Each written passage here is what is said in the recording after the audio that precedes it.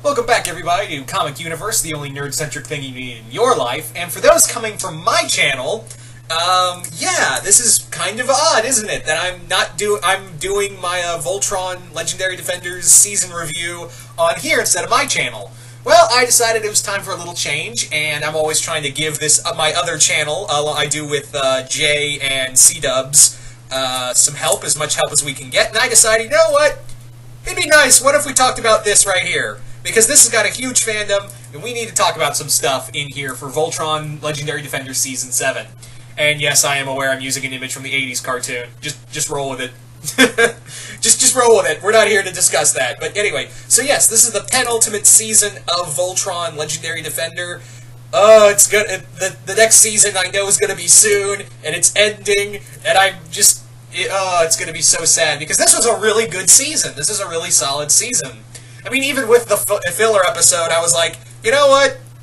If this season was shorter, I would have dinged it for that. But honestly, you know, I was at peace with this filler, with the filler episode, because in the back of my head, I was kind of imagining Rick and Morty watching Garble Flutter Flart Sniff, or however you say it, because it just seemed like something out of an interdimensional god being making a hilarious game show. Yeah, you know that would be on Rick's interdimensional cable box, as well as what was it, that other little show with the stick figures they were watching, like me me me me me me me me. Yeah, that'd be another show Rick would be watching.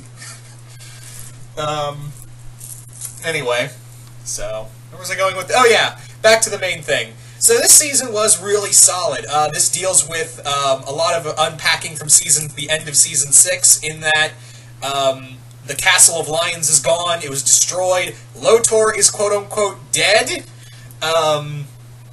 We've also got the Lions who are making their journey back home, and it's a long journey there. So. Honestly, I was half expecting them to split it in half, because the first half of this season is them on the road home, and they do some cool stuff in space, and really test the mental limits in the Journey Within, which actually, the Journey Within feels a lot like a Star Trek episode. It really feels like a classic TOS episode. Just replace the Paladins with the main crew of the Enterprise, and you've got yourself a Star Trek episode right there. Anywho... what was I saying? There were some really dark moments in here, some that were held out with some great humor.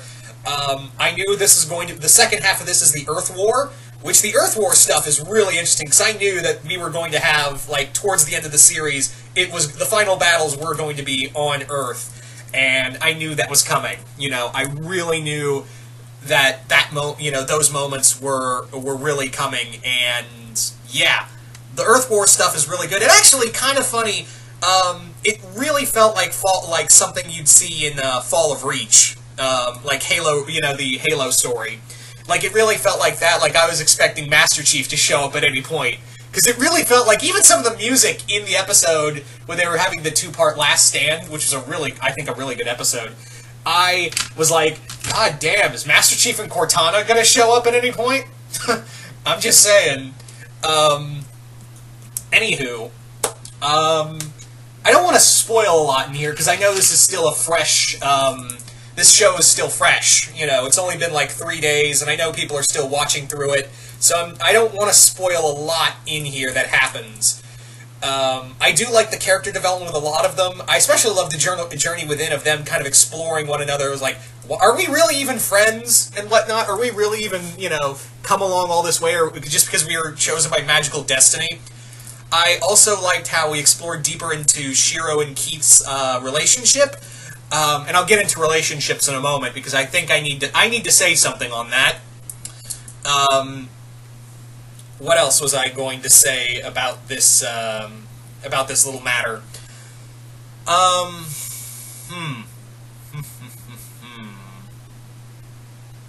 Oh, yeah. I did like, again, there was so much in here. There was a lot of heavy drama. I think the comedy was good and held in good places, like how you balance a good Marvel Cinematic Universe film is where you have the humor at the right points, but when it gets dramatic, it holds out that drama. It really does hold out that drama, and really holds everything, and keeps it, and then it knows when to give everyone a breath. much like how Black Panther did its humor, as well as Infinity War. So yeah, I think that's where it kind of worked. This is at least for this season, especially with the filler episode. Which, all right, that's fine. The filler episode, it's skippable. I'm gonna be straight with you guys. It's skippable, but at the same time, like it's like a good breather. Like you need it for a moment. It's much like with the previous season's episode with the Dungeons and Dragons parody, where you need that breath because everything from here on out is a roller coaster of emotional fuck you. That was the big thing. That was a big thing for this. That was a major point. Anyway, what else would I want to say before I get into another subject matter?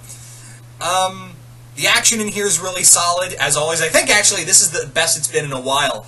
I especially liked, also, the stuff with the Blades of Marmora and what happened to them. They essentially just got Order 66'd. Yeah, they literally got, it almost felt like Hagar went, execute Order 66. And, yeah, that's essentially what it felt like with when the Druids started hunting the Blades. And that is a dark episode, but I really love how it really gives a good bond to Keith and Crowlia, his mother, as well as Colavan, and the loyalty Keith shows to not only the Paladins but also the Blades and his the bond between him and his mother, which is it was really touching. It was really touching, but honestly, there was a part of me that felt like, God damn, did you guys just have no idea of what to do with Crowlia when you brought her back? Because it feels like you're just getting rid of her again. Alright, whatever. Ravel is okay. She is annoying at points at the start, but I think she worked herself out. There was also the stuff with Aksha. It was interesting that, yeah, this is a time, we did have that time skip, and Aksha's now suddenly on their side, and now we've got Aksha Keith as a relationship? Alright. The Clanch ship is really taking some heavy damage. Man, that Clanch ship is like, it got torpedoed hard last season with Lance and Allura, but now with Keith and Aksha, it's like another torpedo in the hull. I'm just kind of imagining that scene in Dunkirk where they're all in the hull having a good time, just eating after a wary battle, and then someone shouts, "Torpedo!" And then the thing just gets rocked. That's the Clanch ship right now that just got hit by the Aksha Keith torpedo.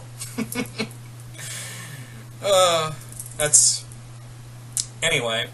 So all in all, I really enjoyed this season. It's nice to actually have a full-on 13-episode season, which we have not had since Season 2, but now we gotta be like, oh, shit, this is it. The 8th season's gonna be the last. It's done. It's over. Oh, that's depressing. That is really depressing. Anywho, so let's talk about another thing that I need to get off my chest. And speaking of shipping, let's get into that. So, there's been some serious backlash over Season 7. And it's to what else but shipping. Now, first off, I'd like to state that not everyone has been like this. Not everyone has been like this. And some people who have complaints do have justifiable reasons. For those who are unaware, they revealed at Comic-Con that Shiro was gay and had a fiancé named Adam, who left him when he went back out into space. Which is justifiable. I mean, you're not going to watch your husband die, go kill himself over and over again. I think that's I think he was in the right place in some capacity. But the problem is that people were upset by that he died during the war with Sendak.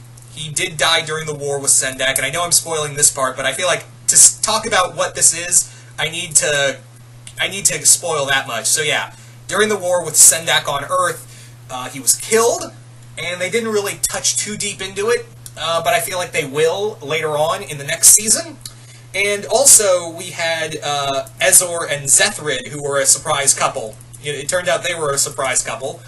And people are getting mad at this. I'm going to talk about the first reason, which is kind of just, I can see why. Some people are upset that the LGBT characters that we've had, Adam, Zethrid, and Ezor, have all been, essentially killed off. And I liked Zethrid and Ezor. They just get wiped out just like that? Fuck. But yeah, it's kind of, it's upsetting to some people who feel like, you know, they didn't have a good representation, and Shiro, even though, yes, he is gay, they did have his lover killed off unceremoniously, just like Zephyr and Ezor. A lot of people felt like that was the case. A lot of people feel like that was the case with them. And I can understand that, you know, you want to explore more LGBT relationships, and Netflix is definitely giving you that chance. And I can understand that reason. I can get behind that reason. Other people are just like, I don't want this gay shit in my show about giant robots. Get that gay shit out of here. Grr. And I'm like, oh, fuck you, dude. And there's also other people who are, but what about Clance, though? Yeah, so it's mind-numbing that, you know, the shipping stuff is getting out of control. And honestly, I was fine with the. I can understand that the first reason of people getting mad at this season is I feel like justifiable, because again, we're still, I hate to say it, but even in animation, we're still taking baby steps with the LGBT characters, and you know, everyone thought it was a cool thing to have Shiro is actually, you know, gay. And I was kind of fine with, because, you know, people already thought he, you know, the vast majority of the Voltron fandom already shipped him with everyone, so why not? You know, it was fine. But I can understand, yeah, you revealed this relationship at Comic-Con, you gave us a glimpse early in the season, and then, you know, you had his love interest killed off. Same with Zethrid and Ezor, who, and this is another reason people getting mad that you know, not saying there's, you know, you can't have gay villains, you can't have that, but it does go. Having them killed unceremoniously was kind of like a big. A lot of people felt like it was a big fu. All right, I can give you that. And also, like, a lot of people, this kind of harkens back to in the Star Wars the LGBT community in the Star Wars fandom, who were kind of upset for a while of the only new gay characters that were showing up were Imperials, and that kind of like. Not to say that's bad, or well, it is bad. It is cool that we're having new characters, but all the LGBT characters we had in Star Wars that were in there were all Imperial officers, and they kind of felt like they were subconsciously kind of making only villains, or you know, the only gay characters are villains. So, and I doubt that they were doing. I doubt Disney and Lucasfilms were doing that on purpose. I feel like they weren't doing that on purpose, and thankfully they've kind of fixed that.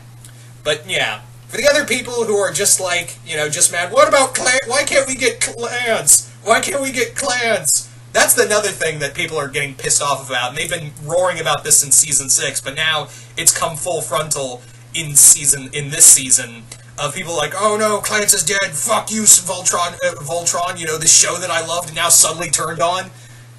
Yeah, thanks. Guys, listen, it's, at the end of the day, it's just a show. Calm your tits, okay? You know, I've seen that the voice actress for Pidge is really considering, because of these death threats, yes, death threats, of not wanting to go to cons anymore. Do you want that?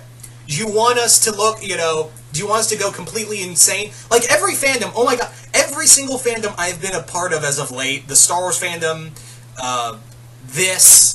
it's all getting out of control. It really does feel like, you know, like the, you know, not just with shipping, but everything else, like, these fandoms are becoming more and more toxic, and I don't understand why. You know, we shouldn't be fighting amongst ourselves. This show's almost over. Don't let this fandom go out on a bad note. I'm already concerned about, you know, the She-Ra show coming from Netflix. I'm already worried about that, because people are already bitching and moaning about that. I'm really open-minded to it. But anyway, so yeah, it's a good show, but the fandom's really kind of getting on my nerves here, and I'm pretty sure a lot of you guys feel the same way. It's asinine. So look, I enjoy. Look, I gotta be honest, guys. I had ships in Voltron that got wrecked. Okay, I shipped Lance and Ezor. Actually, it was more like a, sure, why not? I pseudo-shipped Clance, mostly because, I can take it or leave it. That was for me, at least. Not that I hated Clance, I was just like, I can take it or leave it. But no, like, I've had ships sunk multiple times, not just on this show, but other times before. I didn't throw death threats. I didn't do that shit. I just was like, oh, well, it's their show, their call. So, you've still got fanfiction, you've still got you've still got DeviantArt, you've still got all that. You know, that's how you keep your ship alive and your fandom alive. Not by throwing death threats at the people who make the show and voice act the show. Because that just proves to the rest of the outside world that we are the stereotype shut-in assholes. You know? You're just blaring, look at me, I'm this fucking weeb who gets pissed off if something I'm a fan of doesn't go my way because it doesn't follow my fanfiction. You are blaring that to the whole world. I don't think any of us want that, okay? So anyway, I'm getting off topic, and I just wanted to talk about that because, oh my god, the Star Wars fandom's going out of control right now. We're in the midst of a cosmic fandom civil war right now. I don't need this from Voltron, okay? Especially when the show's ending and it's been season 4 was seasons 4 and 5 were kind of meh. Especially 4. Oh my god, 4. Yeah, season 4 can go fuck itself. But I'm rambling at this point. But yeah, bottom line is, guys, I didn't want this for my giant robot lion fandom. You know, can we just be cool? The show's almost over. Let's go out on a high note. Please. That's all I ask.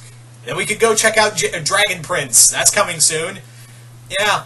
Anyway, so you guys tell me in the comments below, what did you guys think of Voltron Season 7? Did you guys like it? Did you guys hate it? Comment below, let me know. And once again, hope to see you once more in the Youniverse.